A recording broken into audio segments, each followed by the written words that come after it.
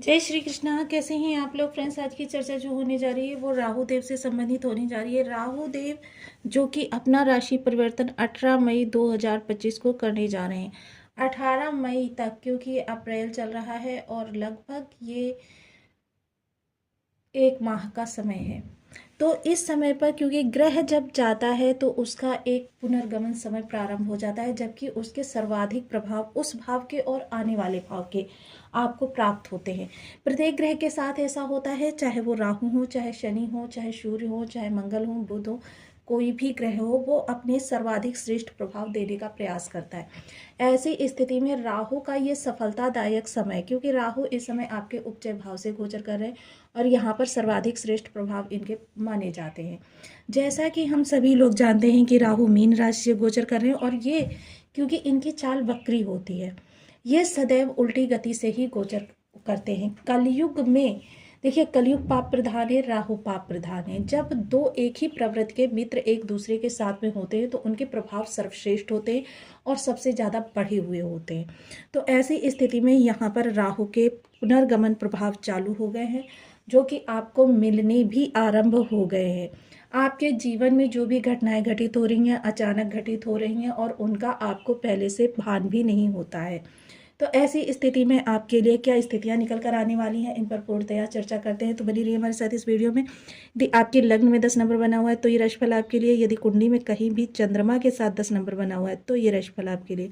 कुंडली ना होने की स्थिति में आप इसे सबसे ज़्यादा पुकारे जाने वाले नाम राशि से भी देख सकते हैं। यदि अभी तक आपने अपने इस चैनल को सब्सक्राइब नहीं किया है तो प्लीज़ सब्सक्राइब कर लीजिए, वीडियो को लाइक कर दीजिए, चैनल को शेयर कर दीजिए। इससे होगा क्या कि हमें आने वाले हर वीडियो की नोटिफिकेशन मिल सकेगी आपको सबसे पहले। एक प्यार सा कमेंट करना बिल्कुल ना भूलें। कमेंट से हमें बहुत मोटिवेशन मिलता है, हौसला मिलता है और ये पता चलता है आप और क्या जानना चाहते हैं। तो देखिए, वर्तमान समय में राहु की जो स्थिति है बहुत ही अच्छी है। सबसे पहले तो जान लेते हैं कि राहु है क्या। राहु जो है एक पराक्रमी ग्रह है और भ्रम, स्वांग, माया, षड्यंत्र, कलह के कारक हैं। साथ ही राहु विस्तार भी हैं, राहु वृद्धि भी हैं। जिस भी ग्रह के साथ बैठते हैं या जिस भी भाव में गोचर करते हैं उसके प्रभाव में हजारों गुना वृद्धि कर देते हैं। इस समय आपके उपचय भाव से गोचर कर रहे हैं, यानी आपके पराक्रम भाव के भी प्रभाव को ये बढ़ाते रहेंगे। इस दौरान जब उपचय भाव का आपके प्रभाव बढ़ना, तो ये समय काल देखिए एक क्रॉसिंग पीरियड होता है। जो क्रॉसिंग पीरियड जब ग्रह पार करता है क्रॉसिंग टाइम को, तो फिर वो उसके प्रभाव, ताकि जाते हुए समय यानी कि आप आने वाले इसे लगभग 20 वर्षों तक याद रखें, क्योंकि 18 माह का एक इनका गोचर काल होता है जो कि 1.5 वर्ष को दर्शाता है। तो लगभग ये 18 साल बाद इस भाव में वापस आएंगे। अब क्योंकि देखिए, राहु केतु की चाल जो होती है सदैव वक्री होती है। प्रत्येक ग्रह जो होता है 12, 1, 2, 3, 4, 5, 6 इस तरीके से गोचर करता है, किंतु यह गोचर करेंगे 12, 11, 10, 9, 8, 7 इस तरीके से।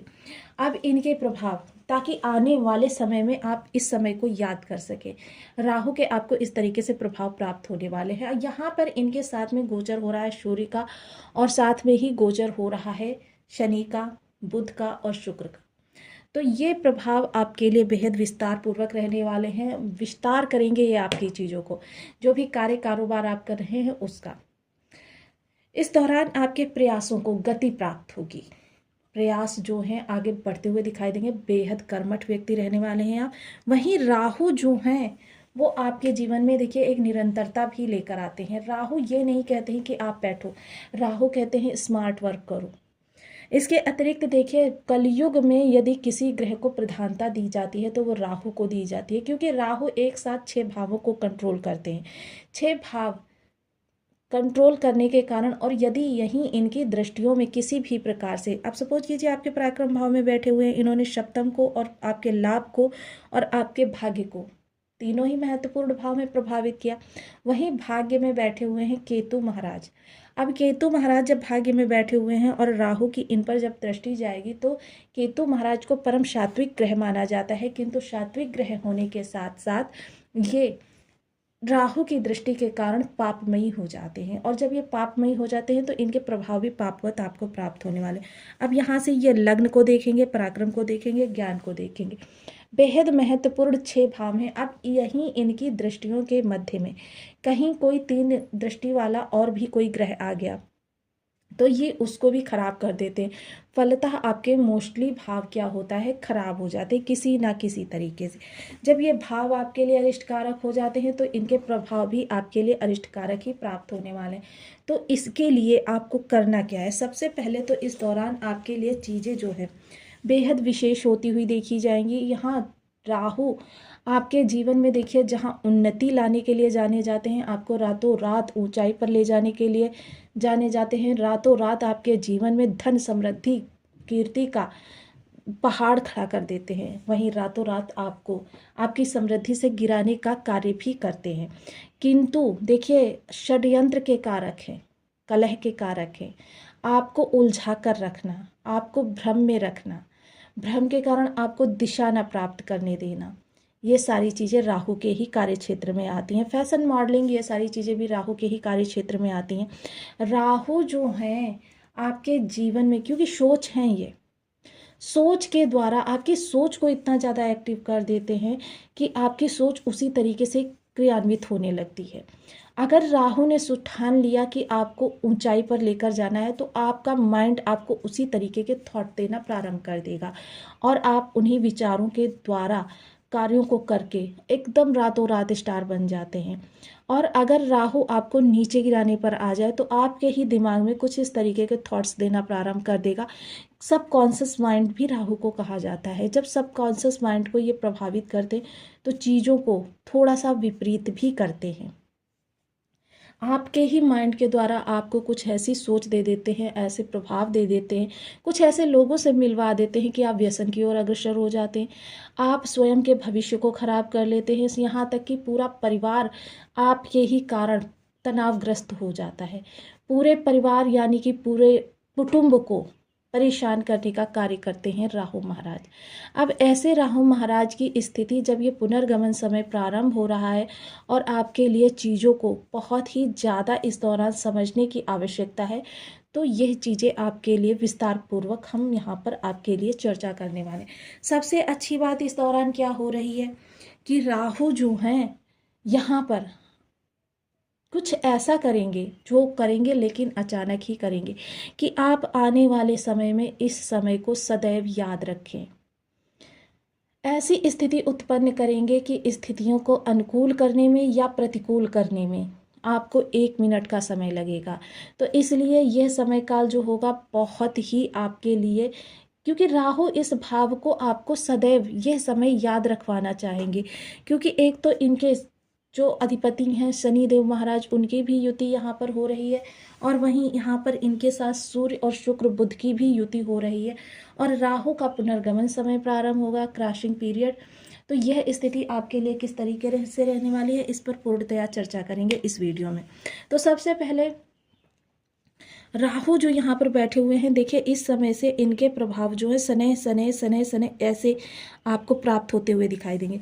हालांकि देखिए राहु का एक और विशेष प्रभाव होता है कि प्रत्येक ग्रह जो है 0 अंश से गोचर करता है, 0 से 30, किंतु राहु का जस्ट उल्टा है, यह 30 से 0 चलते हैं, 30 से 0 चलते हैं।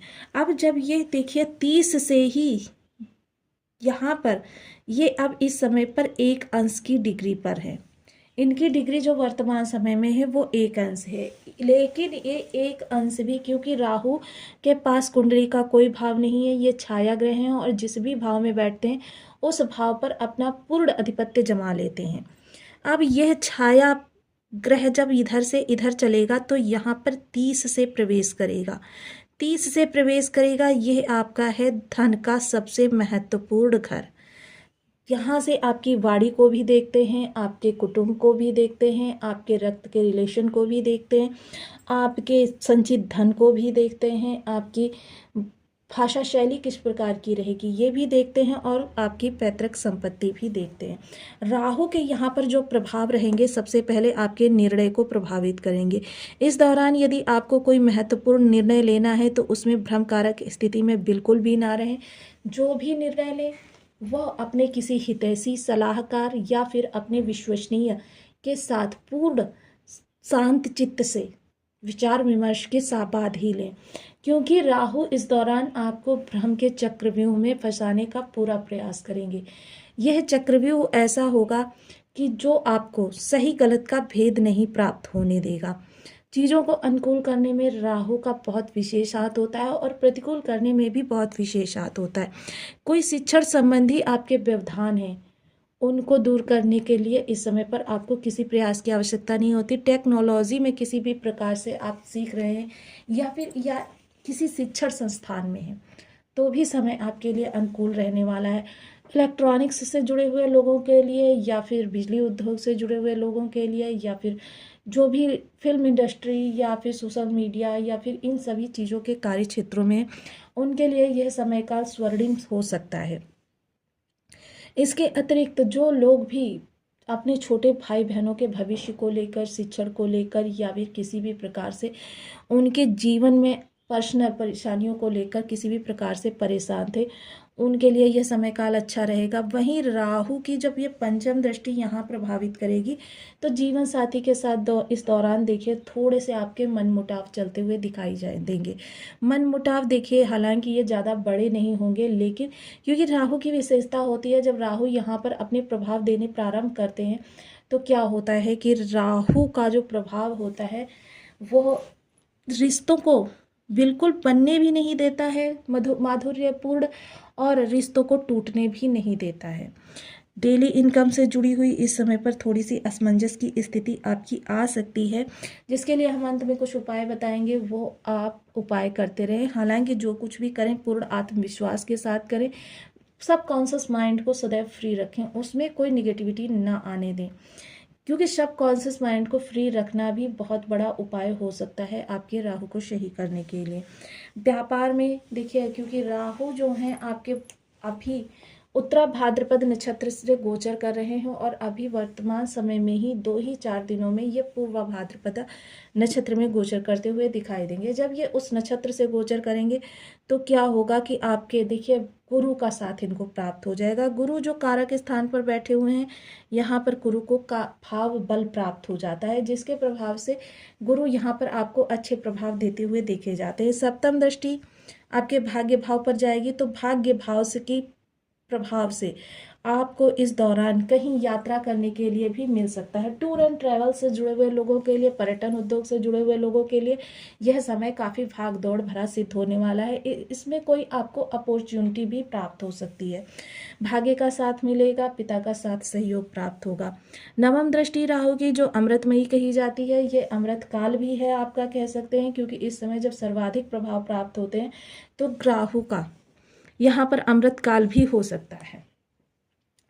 इस अमृत काल को देखिए, सबसे पहले क्योंकि जीवन में हम जो कुछ भी करते हैं इसी भाव के लिए करते हैं, यह इच्छा पूर्ति योग बनता है। जब भी आपका यह भाव प्रबल होता है तो ये इच्छा पूर्ति आपकी होती हुई दिखाई देगी। ये इच्छा पूर्ति जो राहु के कार्य के में है वह 30% आपकी है, जिसमें से आपकी 28% इच्छाओं की पूर्ति होती रहेगी। अब 28% क्यों? क्योंकि राहु इस समय मात्र 1 डिग्री से ही गोचर कर रहे हैं, तो राहु के पास जो ये 30% है, तो 30% का देखिए राहु क्योंकि दृढ़ता पूर्वक पापमयी ग्रह हैं, ये अपने कर्तव्य निष्ठता को और अपने बल को पूर्णतया पहचानते हैं और उसी के अनुसार प्रभाव देते हैं। चालों को कुछ इस तरीके से चलते हैं, व्यक्ति अपने अनुकूल सब कुछ कर लेता है। यहाँ पर आप लाभ के लिए यानी इनकम के सोर्स द्वारा जो भी कुछ आपका लाभ जनरेट होगा उसके लिए आप प्रयास करते हुए दिखाई देंगे। इस दौरान बहुत अच्छी चीज़ें होंगी, क्योंकि राहु की यह दृष्टि जो है अमृतमयी होती है और ये अमृतमयी दृष्टि का प्रभाव है जो कि आपके जीवन में इस समय इनकम के सोर्स भी ला सकता है, बेहतर इनकम के। समाज में आपका सम्मान भी बढ़ाता हुआ दिखाई देगा और आपका समाज में रिस्पेक्ट बढ़ेगी, लोगों का साथ सहयोग प्राप्त होगा, आपके जीवन की समस्याएं दूर होंगी, बड़े भाई बहनों के जीवन में की परेशानियां इस दौरान दूर होती हुई दिखाई। अब राहु के लिए कुछ विशेष उपाय। राहु के लिए ओम राम राहवे नमः इस बीज मंत्र का आप 1 माला, 2 माला, 5 माला, 7 माला, 11 माला का जब नियमित अपनी सुविधानुसार करना प्रारंभ करें।